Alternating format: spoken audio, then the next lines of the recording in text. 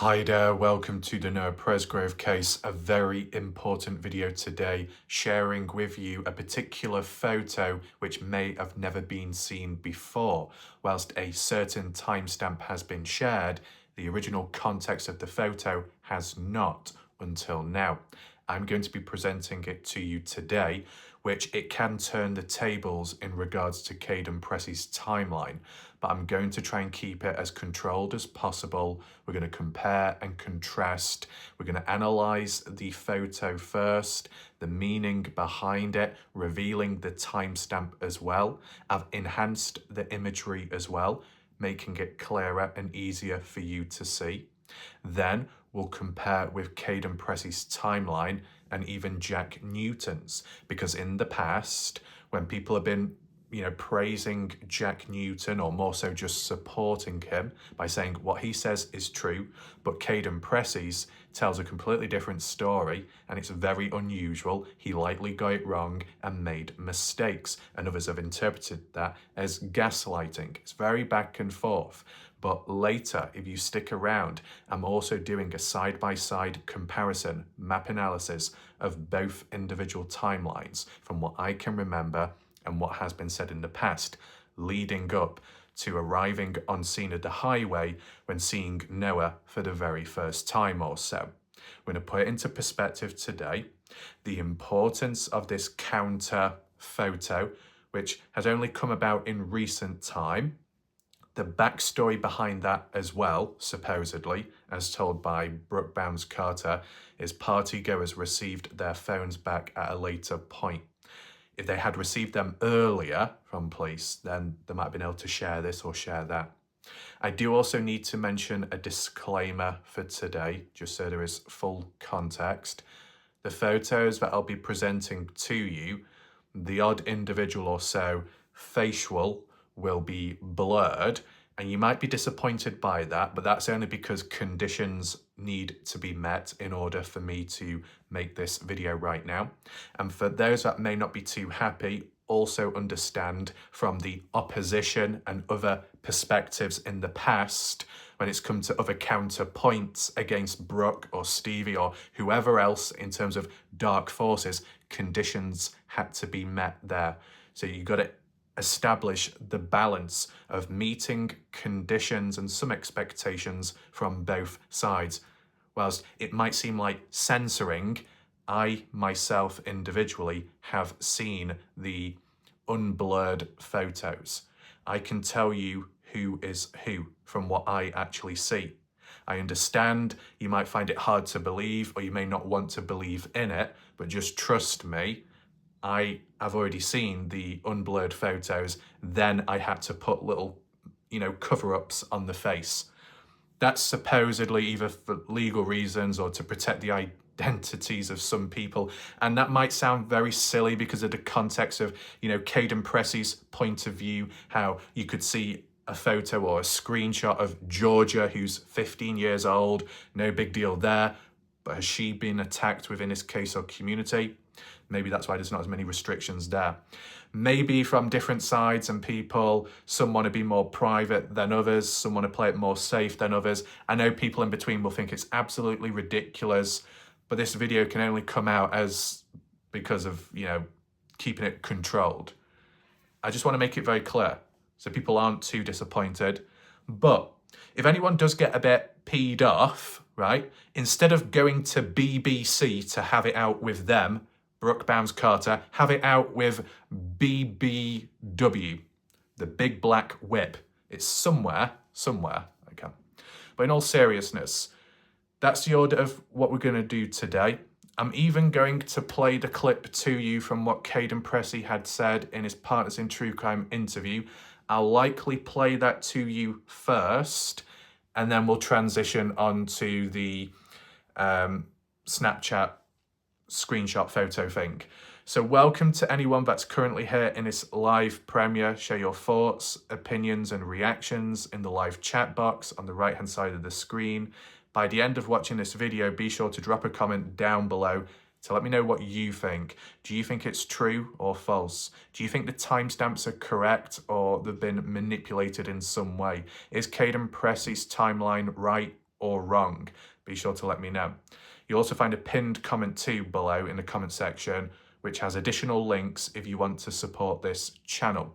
And if you want to catch up with recent coverage by me, top right where the eye symbol is, click up there. You get a drop down box menu with the last video that I uploaded and the full playlist.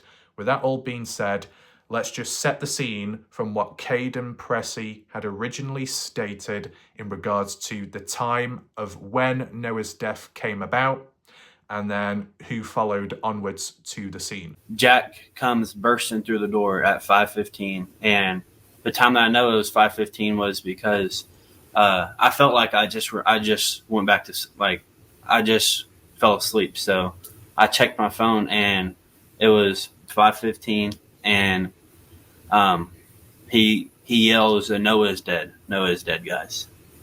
And I'm like, "What do you mean? What do you mean Noah's dead?" And he said he's dead, and then he just took off to his truck and left. And I start waking up all the guys and tell them that we got to go because Jack says Noah's dead.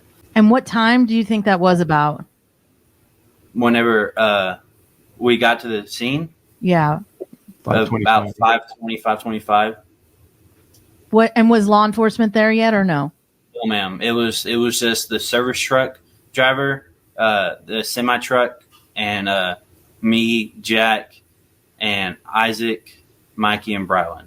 And the drivers of the trucks, did you see them or talk to them?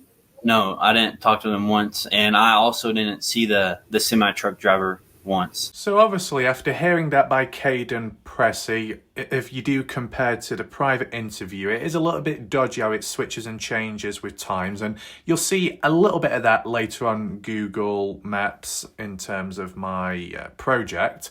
But whilst most people have heard those interviews and what Kaden had to say, and people believed it to be somewhat consistent, a certain amount of people would have seen this as well in terms of the timestamp of a particular photo, and I will zoom in a second, which kind of goes against Kaden Pressy in regards to a particular detail. And it's that big of a deal, supposedly, it could undo everything else indirectly, like a chain reaction. If Kaden Pressy gets something so simple, so wrong, then what else could he be lying about, or what else could he have made a mistake about? And does it overall impact the 5:15 timeline as a whole? Because it carries a lot of weight and value. And if one thing breaks, it triggers many more questions, and it could, I don't know, create some kind of skepticism, just like how it's occurred with Jack Newton's story, switching and changing with time. So just for a bit of context, what you're looking at on screen right now is what a certain amount of people have seen already on Facebook.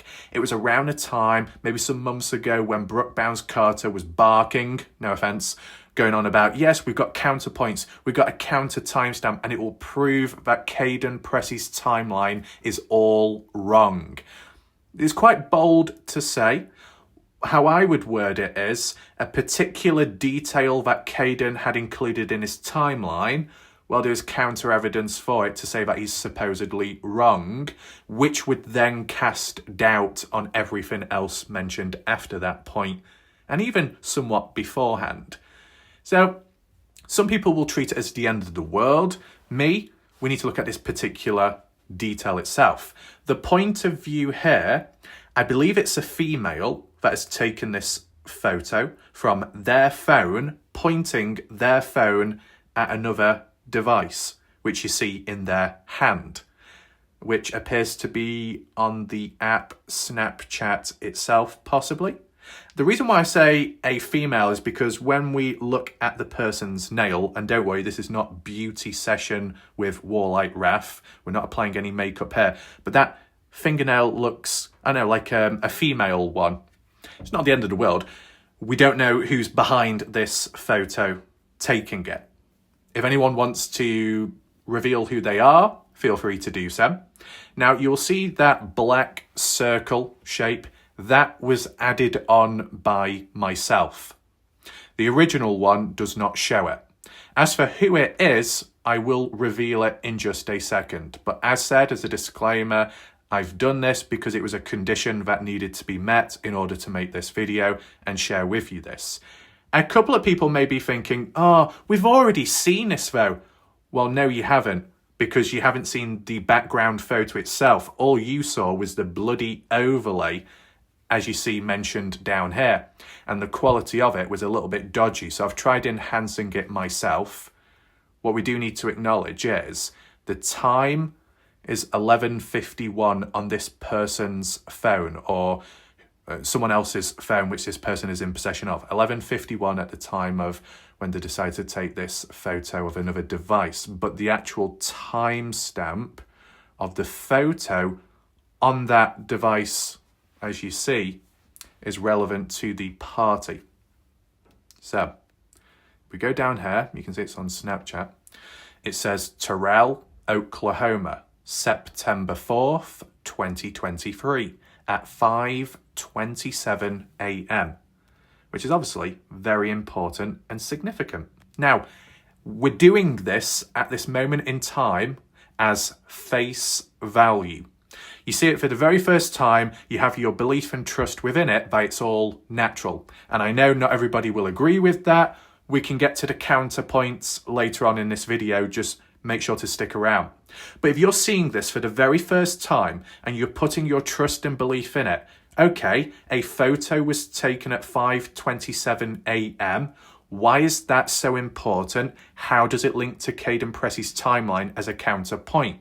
Well, Kaden Pressy said by that time already, he had arrived at the highway and he was with Brylan, Mikey, and Isaac, and as well Jack Newton being present himself along with two truckers. And we'll get into those differences a bit later on. But out of the names that I read out to you, I emphasized Mikey's name, Mikey Lair. Why him exactly? Well, from the counterpoints by Brooke Bounds Carter and maybe some others, when it came to the context of this Snapchat timestamp, it supposedly depicts, well, it does depict Mikey Lair at the party house. And with the timestamp saying 5:27 a.m., it doesn't tie in line with Kaden Pressy. Now, you could say, how do I know it's Mikey? We don't even see enough on screen. What the hell's going on, Warlight Ref? Well, just breathe and hold it together because it's all under control here. First of all, I wanted to reintroduce to you this original photo or part of the screenshot, which was probably cut down, trimmed at the time to an extent. At the time, it did not show the photo in the background with the overlay showing, but what I'm going to do now is share it with you, what you wanted. Here we are. The only things that have been added, which are not natural to the original photo itself, is like the circle black shape and the black oval. They have been added by me in order to blur out the faces of the individuals. And you may think it's counterproductive, but I have the original uncensored photo, and that is why I've added the names, the initials of each individual next to, the people, so you know who is who. It is a matter of just believing in me when I tell you who is who, because I know who is who on screen. For most part of it, okay? If you don't want to agree, that's fine, but I've got to keep it under control. Hopefully people understand. And I want to make it very clear and very bold so we don't get any backlash, because that's not going to go anywhere. What it appears to depict at 5:27 a.m. September 4th, whilst Kaden Pressy is at the highway with Brylan and Isaac and supposedly Mikey. At that same time, Mikey Lair is actually at the party house, completely asleep, completely out of it. His arms go like behind the back of his head. His eyes are closed and he's in bed or so, or maybe on a couch. It looks like a bed to some extent. And then on one side, you got a girl, a female. Then on the other side, you got another. The initials there, you may already know who is who by now when you read it out, but I'll say it out loud so you understand. The person behind Mikey, you see there in kind of like a pinkish top with giving a thumbs up, is Jasmine Milan. I saw the person's face. I could clearly identify with a great level of confidence that it was Jasmine Milan. With that facial expression, with that smile, the size of the cheeks, and even the messy hair, and kind of like the wetness of it. It is Jasmine Milan. Okay, nothing odd about that, because at least with Kaden Pressy's timeline, that the girls stayed at the party house crying whilst the guys went out. Well, there is another problem to this, and we'll get to that shortly. I said, in the middle is Mikey Lair. I didn't blur out his arm hand because hopefully you can see somewhat clear enough that you look at the person's skin colour, it stands out. And that is just an observation. I don't want anyone throwing any, politically correct labels or statements towards me, but just so you can somewhat identify it yourself without me causing any issues or legal shit going on. One of the reasons why a condition had to be met for Mikey Lairs to be blurred out or so was because he's a minor, or at least was at the time. But I find that a bit weird in a way, because what about when you saw Brylan Sweat and Mikey Lair stood together saying, oh, one-on-one, Mike Tyson? That wasn't blurred out. There was no issues or legal stuff about that. Well, I guess it's because of the context of it. Because this is a piece of supposed evidence which counters Kaden Pressy's timeline at a very important point in time, that being around the death of Noah Presgrove. There's more sensitive reasons behind it, I guess. I know some people may not agree. You could say, well, then why is Jasmine Milan's face blurred out? And why is this person's not blurred out? Well, it's because the face is already covered anyway by the person's arm, right? But the other reason to why these girls were blurred out, or, at least one of them, and the other one would have been blurred out too if the face was showing, that is because these girls have supposedly been attacked in the past, harassed, questioned, property damaged, and who knows what else. As I said, it's just conditions that had to be met. But I've seen the raw photo without the little added markers by me, and it's Jasmine Milan over there, who is awake, smiling. That's a very important factor, right? Smiling, looks happy. Mikey Lair in the middle. You can see the brown skin colour. Completely out of it, completely asleep, not quite there with it from the looks of it, deep sleep maybe. And then you've got LJ, not LeBron James, but Logan Jernigan. See the hair, dark and black. See some tattoos on the arm with a watch or some kind of wrist jewellery. Butterfly tattoos. Are they asleep? I don't know. I don't know if Logan is asleep, but with her arm being extended, it looks like she is holding the phone outwards whilst taking a possible selfie, whilst Jasmine is aware and giving a thumbs up, posing, and Mikey is completely unaware. You could argue and say, was this photo taken without Mikey Lair's consent?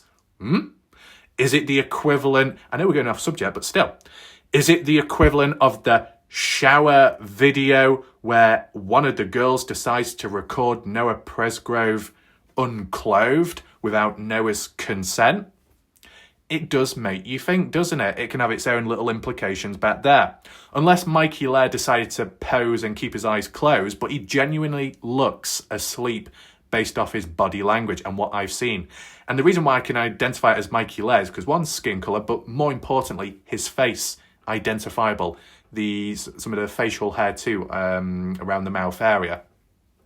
The exact same as what you see with Brylan Sweat and Mikey next to one another at a time when Noah Presgrove was still alive and at the party, hence why maybe a clip like that is more public and more available and hasn't been blurred because it's not as sensitive, the material itself. It's not like really important hard evidence, whereas this supposedly is.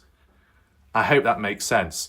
You would think that Logan would be awake because it looks like she is holding the phone, but then again, Based off the way her arm is rotated and hand possibly, I don't know if you would be holding the phone outwards like that.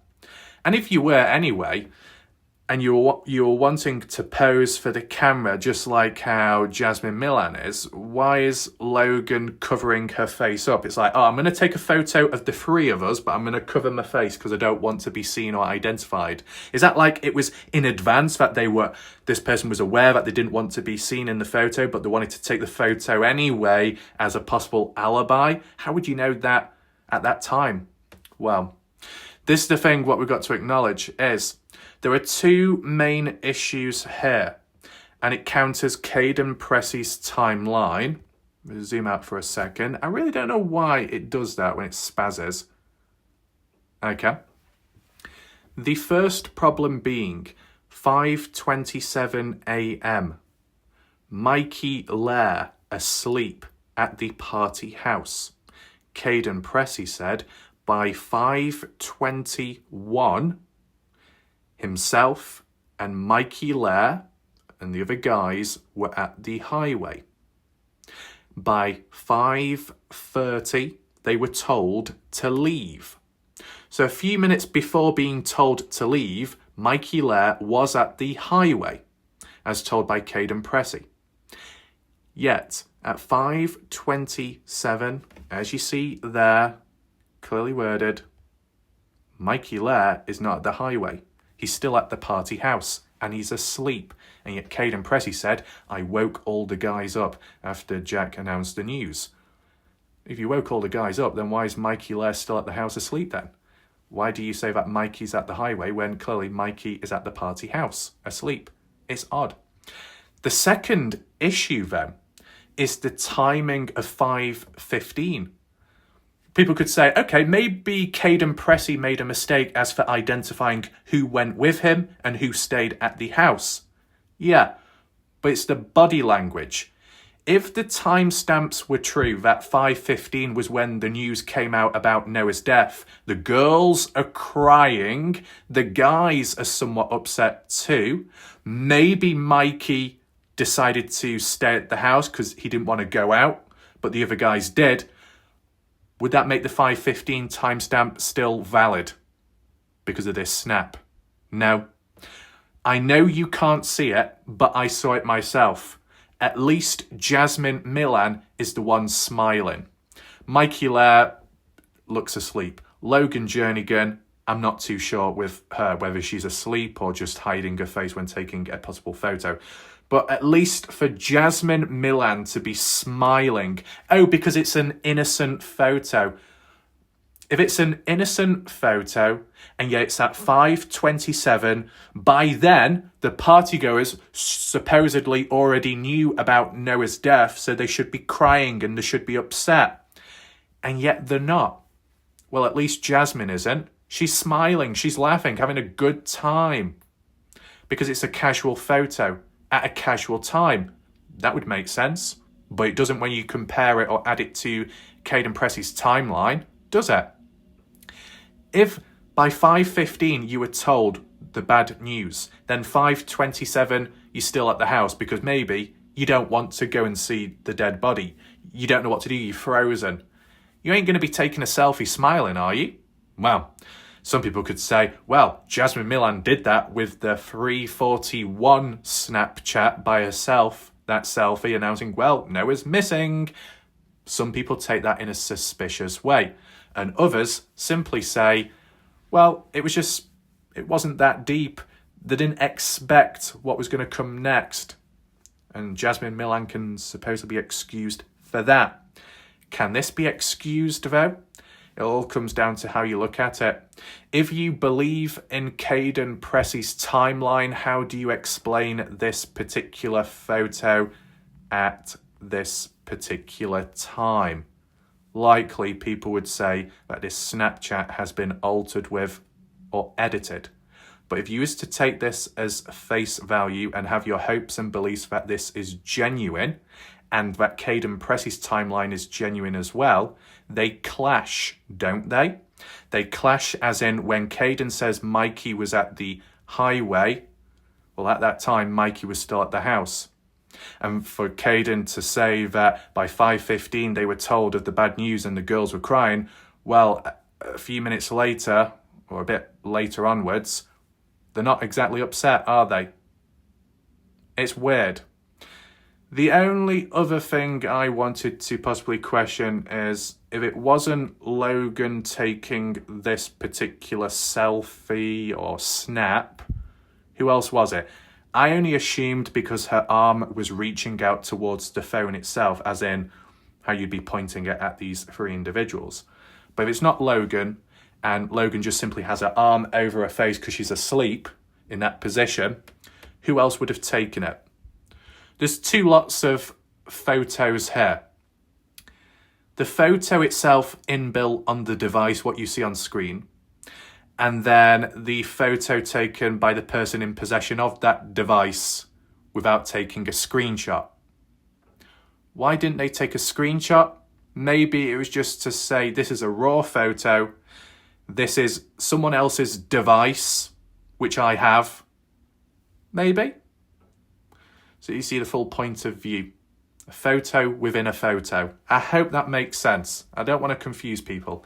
But you can see the layout, the perimeter. It says send to and story.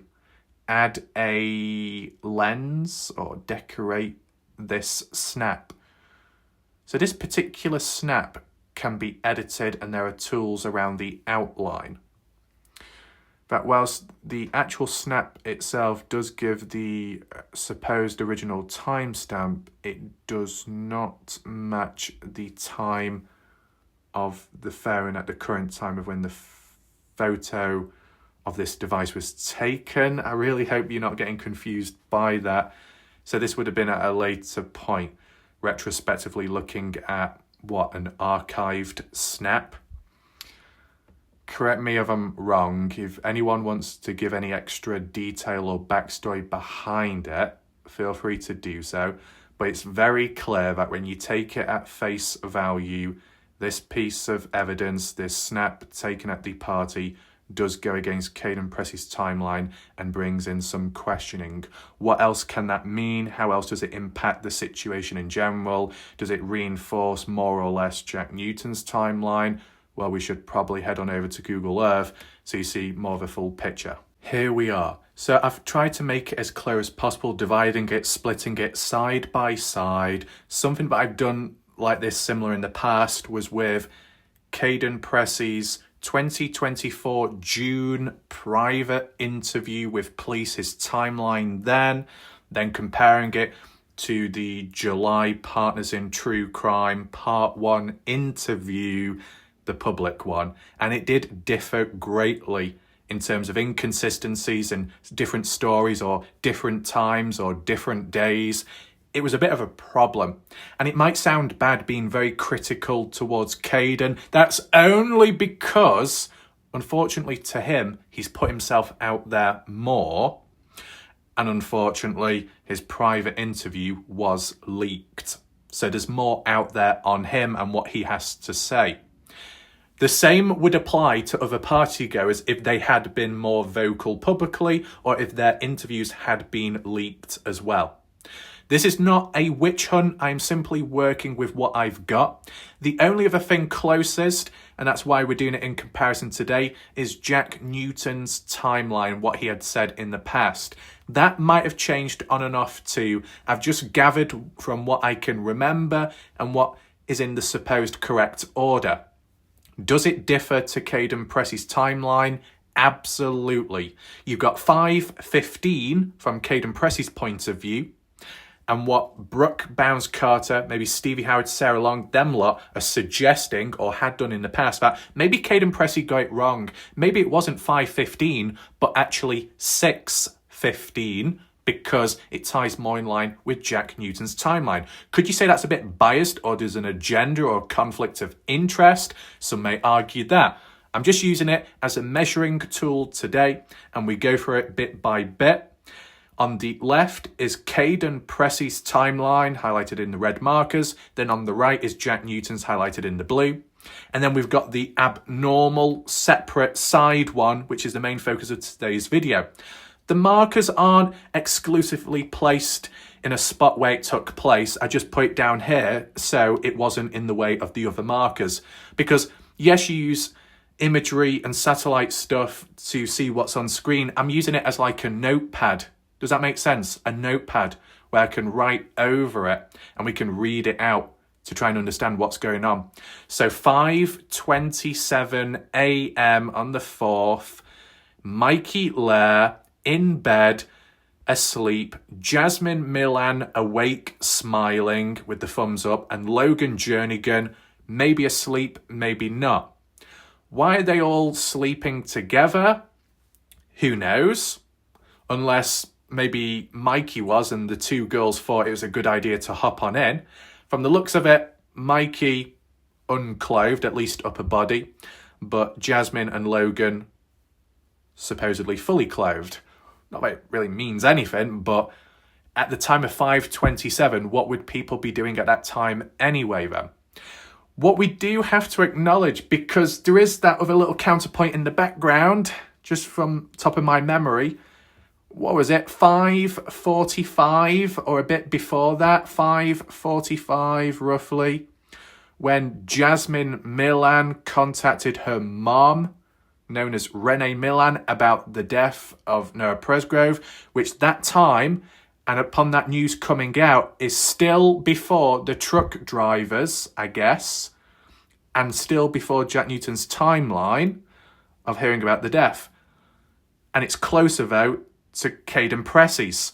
Well, if that was the case, and I know I'm really jumping ahead, but I've got to throw it in right now. If by some chance that Jasmine Milan contacting the mother Renee Milan at around 5:45 or, roughly that's still before Jack Newton's timeline, still before the official calls, which is closer then to Kaden Pressy's timeline. And if the counterpoint Snapchat was used to disrupt Kaden Pressy's timeline and say, well, Kaden got it wrong because Mikey Lair was actually at the house.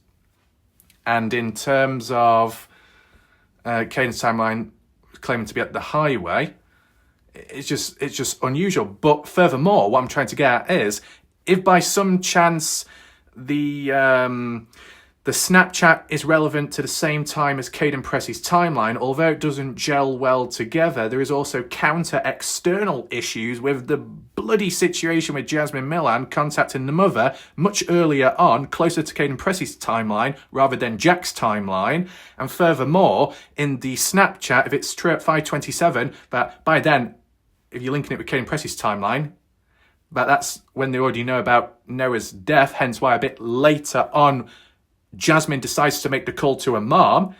Why is she smiling? Why would you be smiling then? Ooh, don't worry, I might try and get back to that later, but wow, what a mess. I think what we need to do is take a step back for a second and just compare Kaden Pressy's timeline with Jack Newton's to refresh everybody's memory. And for those that join late and wonder, why are we even doing this and questioning Kaden Pressy's timeline, is because of this particular Snapchat, which gives a certain time where Mikey was at the house and yet Kaden was claiming that Mikey was with him at the highway. There's conflict. And furthermore, the facial expressions, at least from Jasmine Milan, doesn't come across as a person that's found out about the news of one of their friends dying. You wouldn't be smiling like that. So does that mean that 5:27 is taken at a time of before knowing of Noah's death? You would hope to think so, because you wouldn't want someone smiling in a photo like that, knowing the context that that's the time of when they already know about Noah's death. You think, why would you be smiling then? It sounds like a counterpoint to counter Kaden Pressy, to counter themselves back in shooting themselves in the foot, which makes themselves look suspicious, or makes, on behalf of someone they're defending, look suspicious. Anyway, on the left, 2 a.m. Monday, at a time of when Noah Presgrove was still around at the party, alive and mostly well. 2 a.m. Monday, September 4th, Kaden Pressy goes to sleep, as what he said in the Parts in True Crime podcast. But supposedly, Jack Newton also went to sleep around that time. The X's are previous timestamps mentioned by Jack along the way, that it was 11:30 p.m. Sunday night when Jack and Carter went to sleep together. But no, that was wrong, even though that was said towards Noah Presgrove's father, Victor, in which Jack spoke to. It wasn't 11:30, no. It was actually 1 in the morning. Okay, like an hour, whatever difference. It is what it is. We make mistakes, so don't other people. So you're going to be lenient towards them. Be lenient towards Jack Newton, right? Yeah, okay. It was 1 in the morning. Well, it just so happened that there was a photo taken of Jack Newton and Noah in the party house in the bathroom at 1:50 a.m. supposedly.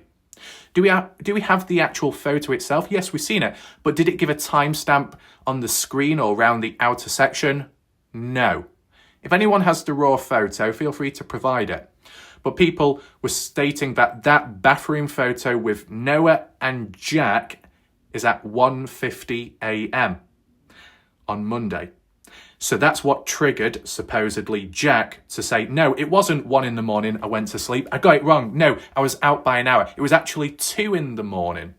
It sounds like the story keeps changing by Jack because there is another piece of evidence along the way which kind of proves that he was awake at that time. So he's like, well, I was asleep a bit later on.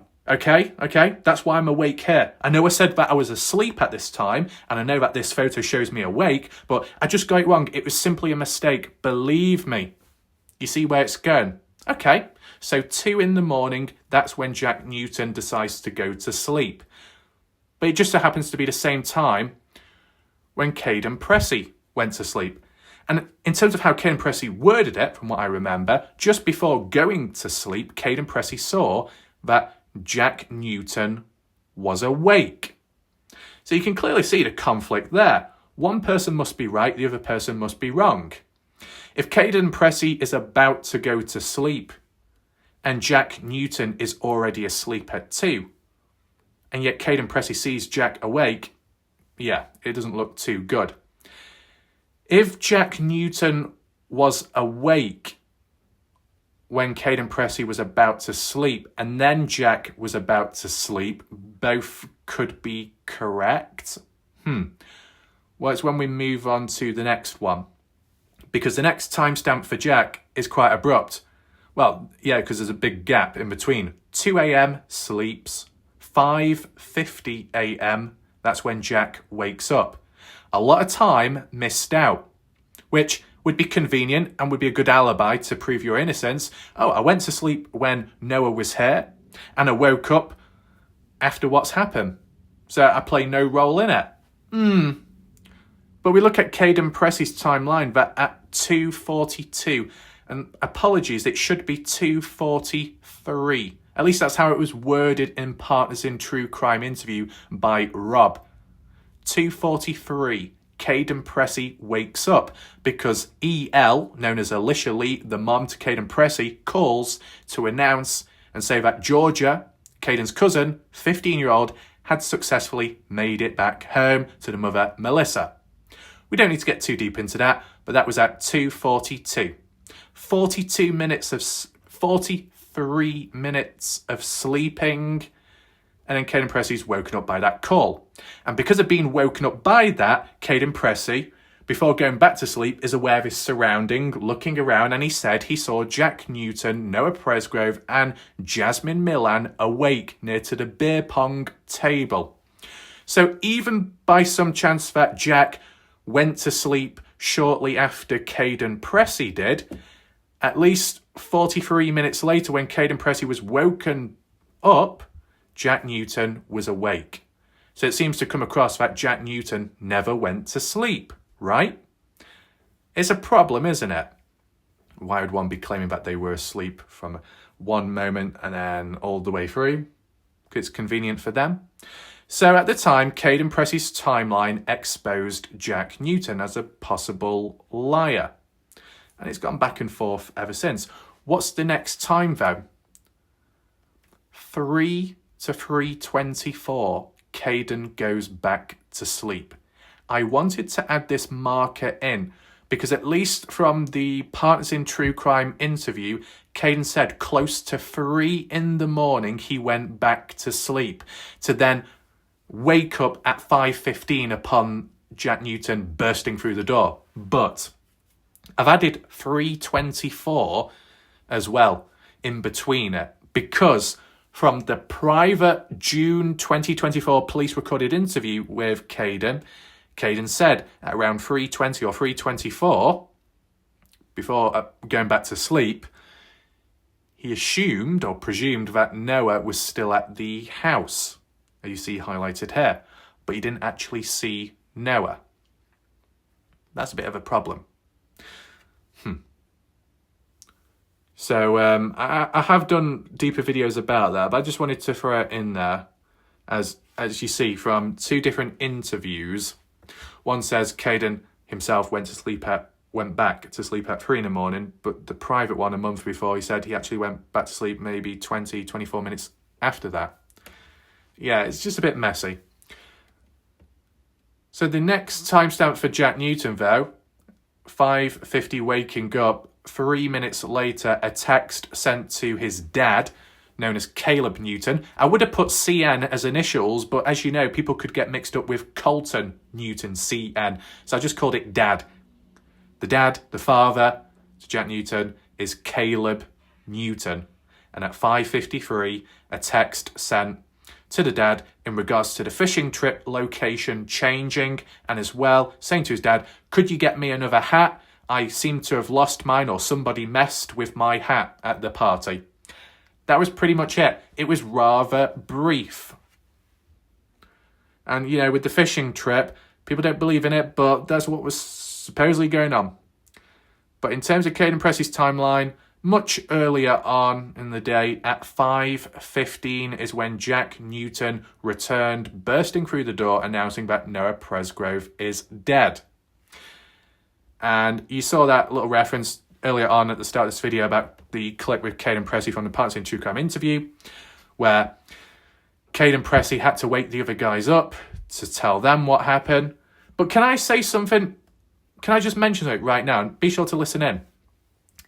If it's true that at 5:15 Jack Newton bursted through the door announcing the news, and that the door clattered and made a loud bang sound, as Kaden worded it himself, which woke him up, then why did Kaden say he had to wake the other guys up, the other people up around him?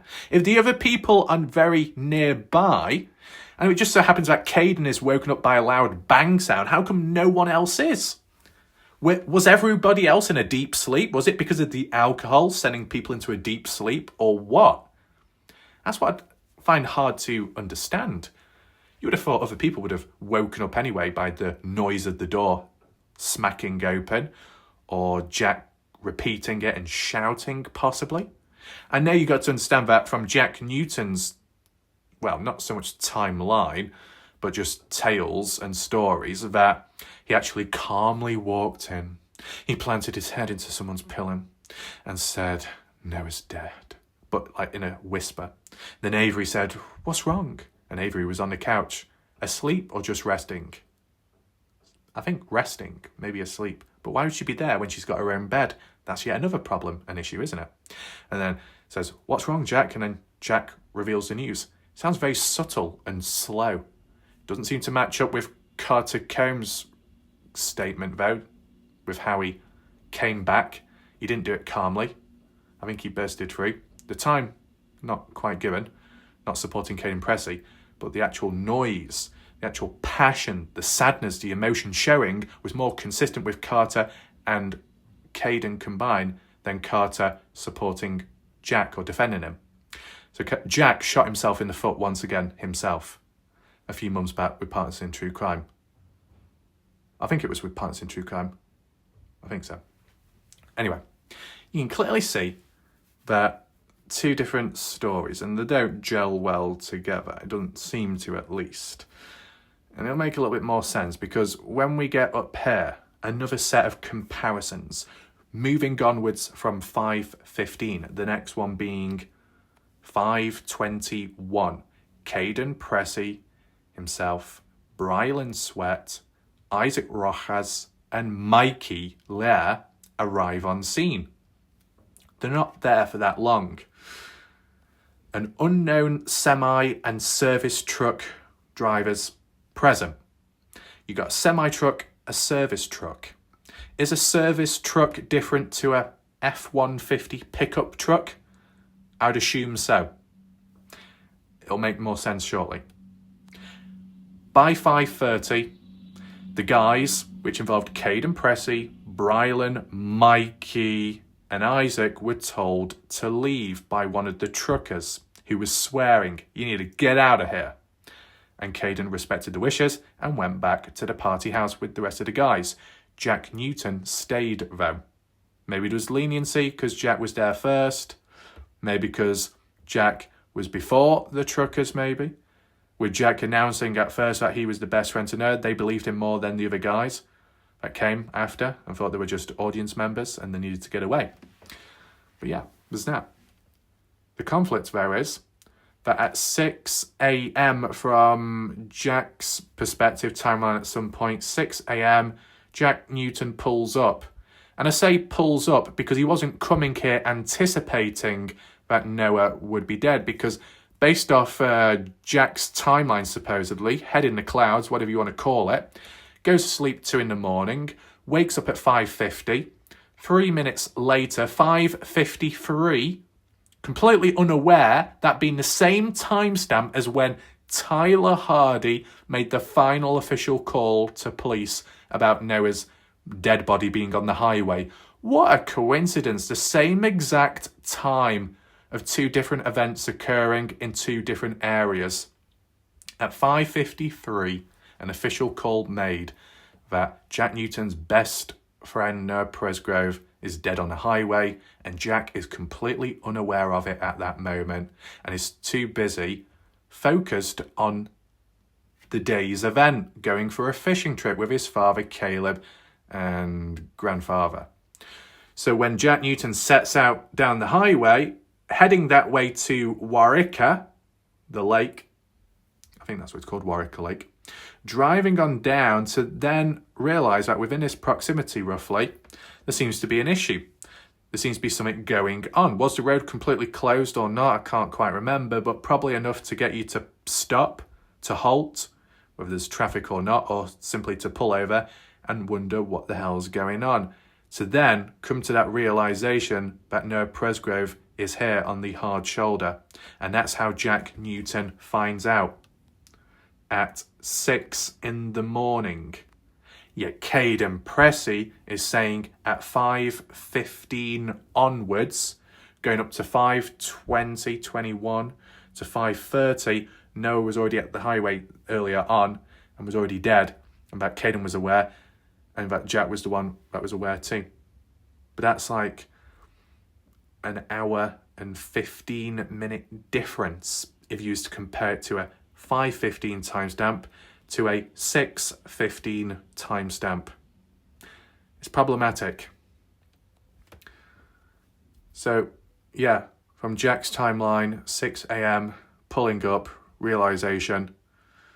Those that are present there at that time, going up to 6 a.m, who were there, or at least when the first call was made at 5:43 a.m, was the semi-truck driver known as Tyler H making that call, and then the F-150 Ford pickup driver Tyler Hardy making the second call at 5:46, which was a failed one because of static due to a bad signal in the area. So 5:53 being the third call and final one by Tyler Hardy, and it being successful. There's conflict then, because besides the timing, you got a semi and an F-150 pickup truck.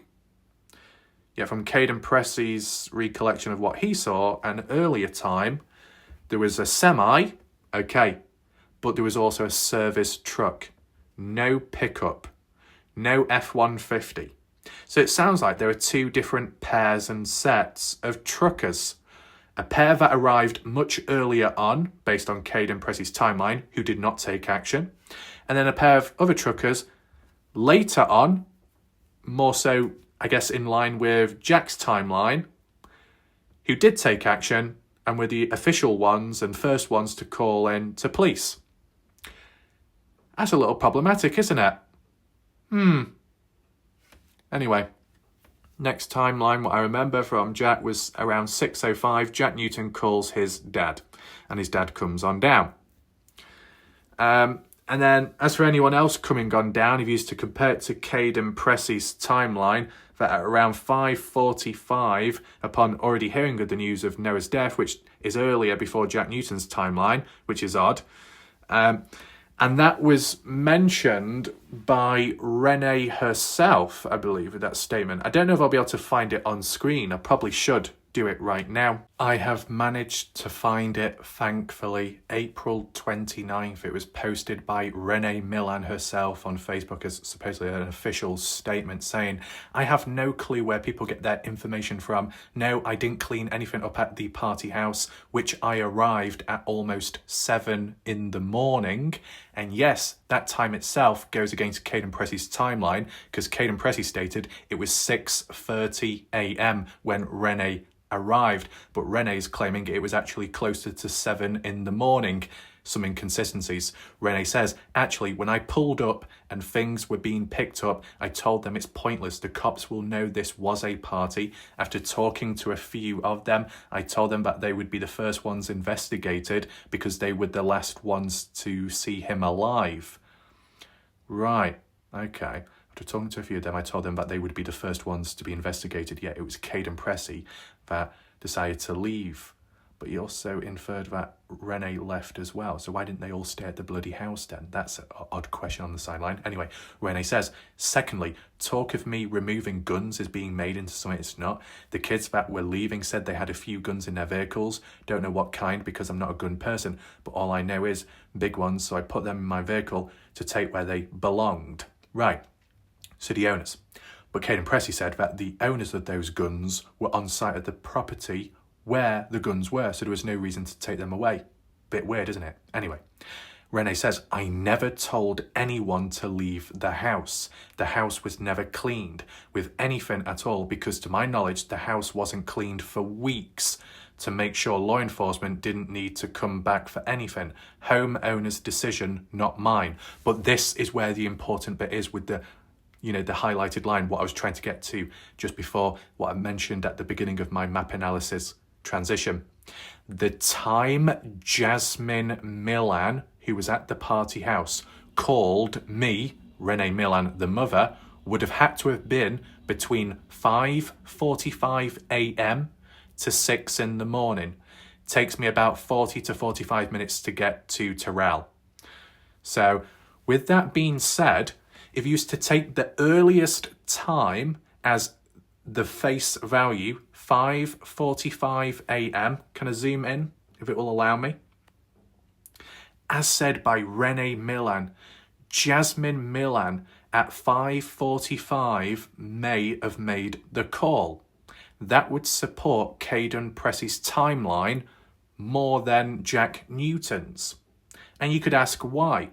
Well, if Jack Newton is at the party house asleep, and it's 5:50, 5 minutes later when Jack wakes up, completely unknown to what's going on, and then at 5:53 getting ready to go out for the fishing trip, unaware of Noah's death, and yet Jasmine Millan, 5 minutes before Jack wakes up, Jasmine's at the same house, the party house which Jack's at, and Jasmine knows about Noah's death, hence why she calls her mum at 5:45 to announce the news. But when Jack Newton wakes up 5 minutes later, unaware of it, Jasmine doesn't think to tell Jack what's gone on. How the hell does that make sense? More so reinforcing that Jack wasn't asleep, and more so that Kaden Pressy's timeline was more correct. Surely. But, and I've got to not apologise, but put it into perspective. Because it's okay people jumping in at the deep end and seeing 5:45 as an ideal time, which backs up Kaden Pressy, and that could be through conflict of interest driven emotionally. But what you've got to admit and acknowledge, this is a rough estimation in between 5:45 to 6 in the morning. If you take the end time, 6 a.m., that would be more consistent with Jack Newton, right? Because Jack arrived, well, more so pulled up when going down to the highway in anticipation of the fishing trip to find out about Noah along the highway a mile or so further up, stopping at around 6 in the morning and finding out that way, which would then mean Jack would have had to have gone back to tell everyone at the party house, right? That's a problem then. Because whilst Renee has given an estimation here, and this is when Jazz called, even if Jasmine Milan knew about Noah's death at 6 in the morning, yet it was 6 in the morning when Jack found out because he pulled up on the highway, Jack would then have to go back to the party house to tell people. And that could take 10 to 15 minutes to get back to the house, which would be later onwards. So Jasmine would still have known about Noah's death before Jack had the chance to get back to the house to tell people about the news. So how did Jasmine Milan know about that? That's what's the problem. And anything in between 5:45 to 6 would still support Kaden Pressy's timeline more than Jack's. This is problematic. I hope people understand where I'm coming from. If the estimation times that was 5:45 to 6:15 in the morning, well, then you could say it could still support Jack's timeline because Jack needed time to get back to the party house in order to tell Jasmine and the rest the news.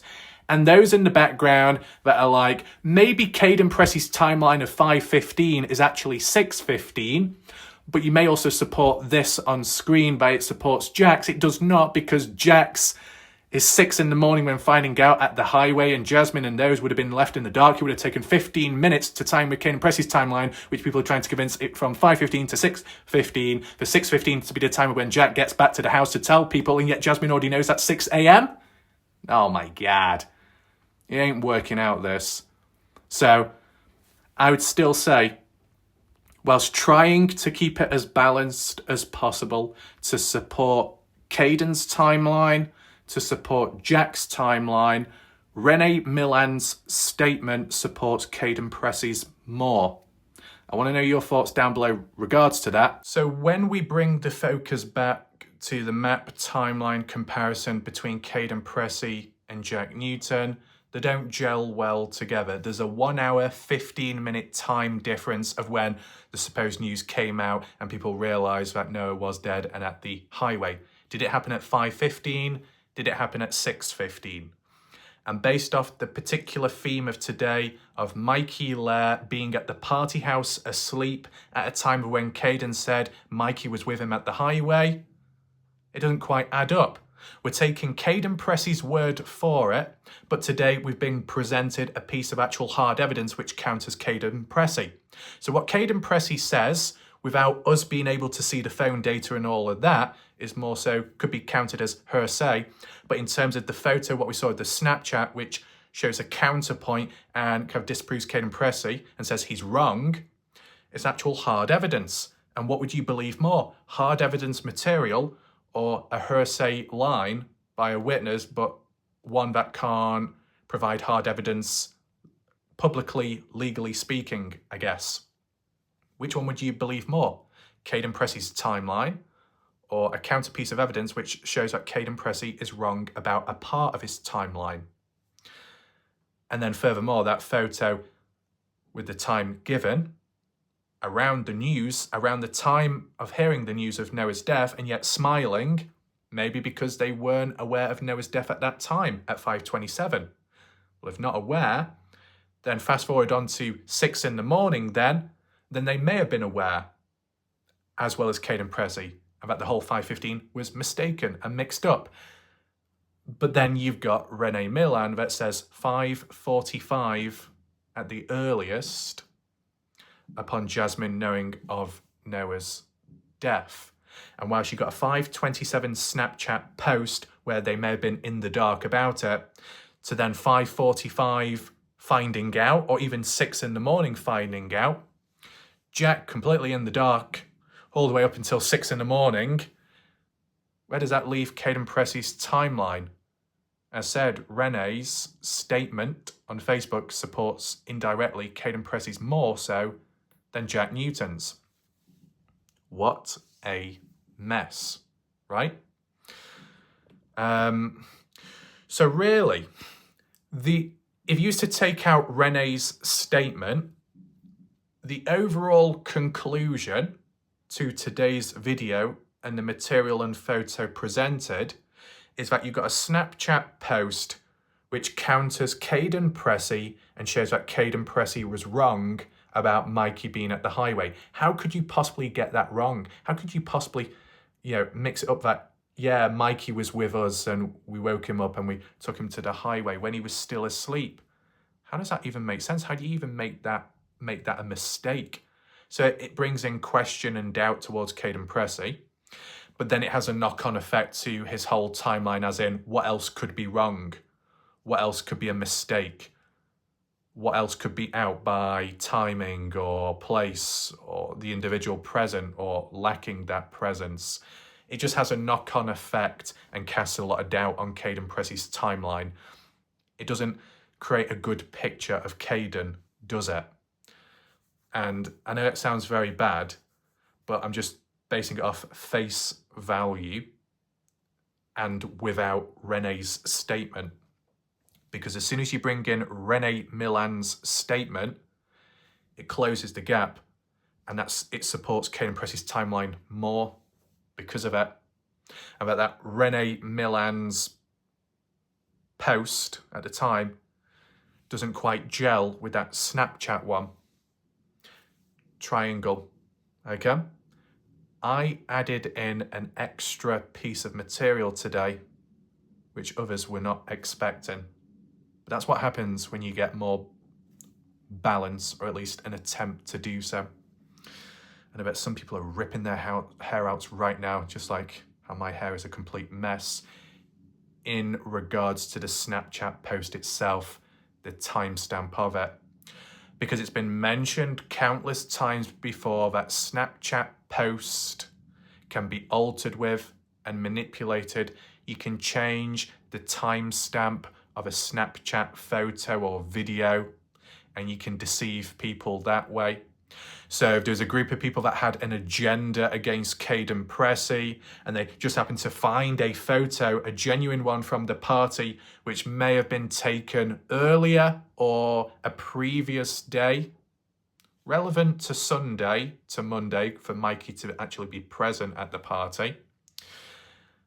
Unless it's a really old photo, who knows? But getting a hold of it and then changing the timing of the snap so then it could be used to counter Kaden Pressy, but done at a later time in the case because it genuinely couldn't be done earlier on when all the kids or adults, teens, phones were in possession of police. But once they were given back out to everyone, then quick, scramble, get the phone. Right, here's one of Mikey asleep. We can change the time to 5:27 on the 4th, 2023. It'll disprove Kaden Pressy, and we'll have our way finally with some hard evidence, which has been done in a sneaky way and manipulated. And supposedly, based off Snapchat and other apps out there, you can manipulate the timestamps. So what does that mean? That the snap photo, what we saw today, is actually a fake, and that Kaden Pressy's timeline is still 100% correct? Not exactly. Because it's okay saying and stating that there are different apps and services where you can change the timestamps of photos and videos. But do you have hard, solid evidence and proof to say that it has been manipulated? It can be manipulated, but has it truly been manipulated? Is there evidence to state that it was manipulated? Not that it can be changed, but that it was changed. How the hell do you do that? If there's an alternative, an original copy of that photo on another device somehow, on the original device it was taken on, which may give a different time, an earlier time, a later time. If it gives an earlier time, that might be the original one, and it'll make the other stand out as an imposter. That's one way to prove it, that it's been manipulated the time. The other way to prove that it's been manipulated would be the same way as proving that phones were factory reset and things were deleted off them. If there were people at the party that were stood there witnessing with their own eyes and watching someone purposely deleting this, deleting that, or changing the timestamp of this or that, an actual witness, or better still, an actual camera surveillance, CCTV, which picked up someone in the room of the party house at the time, well, it sounds more premeditated, that maybe at a later time, in a different location, and somehow a camera shows a particular individual changing that time stamp internally on that phone, and it actually shows them caught in the act, would that be another form of evidence to prove that it was manipulated or changed? Unless the only other way would be like a forensic deep dive, forensic team to look at that Snapchat post and photo, do an internal review, dig in deep and find changes to the file format, names, numbers, if that's even possible, and determine it that way. But at this moment in time, the possibilities of photos, snaps, media being manipulated, the timestamps, is very possible, but it hasn't been proven yet with hard evidence. So you could say Kaden Pressy's timeline, or some of it, hangs in the balance as a maybe, maybe not situation. Okay? I really hope I put it all into perspective today. If someone was to ask me, what's my genuine conclusion? How do I see this? Is Kaden Pressy's timeline all wrong because of this one snap?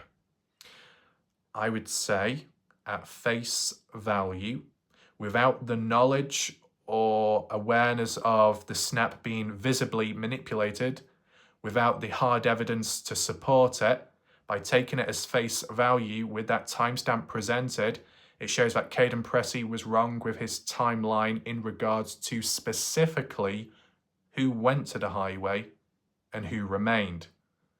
But it does raise some questions and doubt as for the state of mind of some of the partygoers that were still at the house in that photo, such as Jasmine Milan herself smiling at 5:27, the supposed time of when the news of Noah's death was already inbound.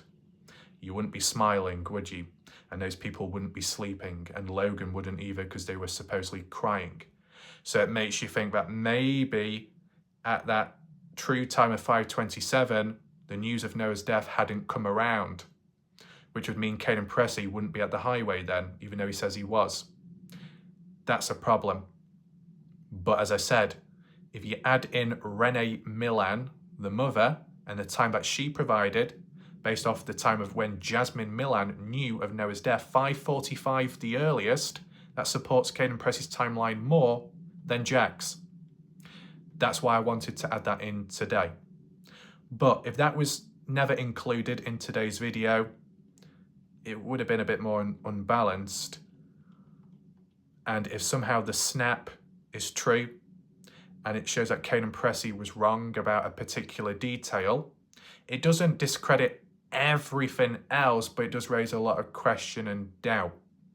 But in fairness, because I have to be honest, that based off the body language, besides the timing of the the Snapchat post, besides the timing of it, the body language and facial expressions wouldn't match Kaden Pressy's timeline as when the news came out, meaning it must have happened later on, closer to 6 onwards, which would support Jack Newton's timeline, meaning Kaden Pressy was wrong. But it's Renee Milan's Facebook post that saves Kaden Pressy and brings it back into perspective, in my opinion. Maybe Renee Milan is wrong about that time. But then again, you've got Jade Milan, sister to Jasmine, who did not attend the party, but Jade Milan said, oh, I was pregnant at the time of pregnancy fog, brain fog. It was actually 9 in the morning when Renee arrived or something. What? And yet Renee, the mother, was saying, no, I arrived close to 7 in the morning. Yet Jade, the daughter, is saying 9 in the morning. Kaden Pressy is saying 6:30 in the morning. What a disaster.